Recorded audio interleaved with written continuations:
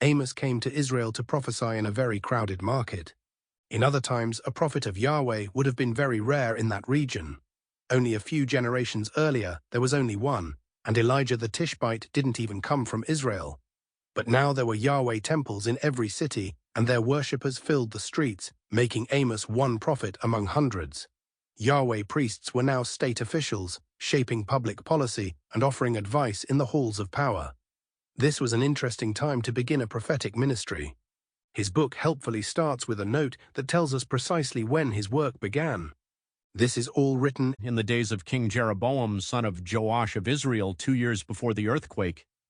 This is a specific event that's mentioned here, not a metaphorical or supernatural earthquake, but a natural disaster that happened in 758 BCE, placing his work in 760. At the time, King Jeroboam reigned over Israel's Silver Age. Their economy had boomed, their borders were pushed back, and worship of Yahweh was at its peak. The nation had turned around from the dark days of Elijah and Elisha and had transformed in a few generations. Elijah had done the hard work of breaking through to a nation that hadn't listened to Yahweh in a long time. His successor Elisha continued this with some of the same line of kings, but eventually anointed his own, who destroyed all the Baal prophets, defiled their temple, and set up Yahweh as the nation's God. So what would Amos have to add to that?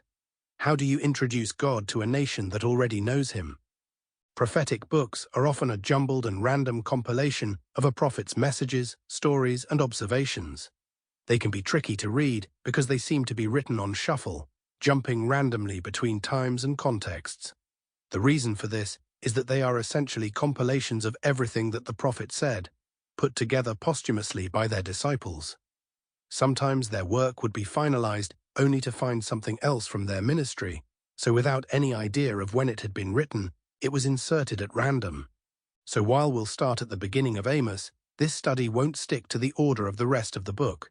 We're going to explore the ideas of Amos in a thematic order, giving us a better understanding of how they all work together. Amos begins by laying a trap.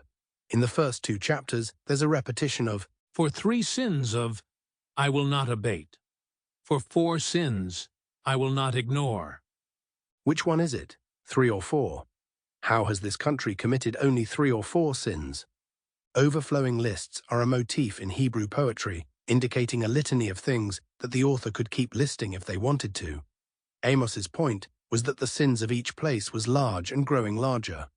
In the Living Bible it reads, "Damascus has sinned and sinned again, and I will not forget it." Amos does this 7 times for the all. Sample complete. Ready to continue?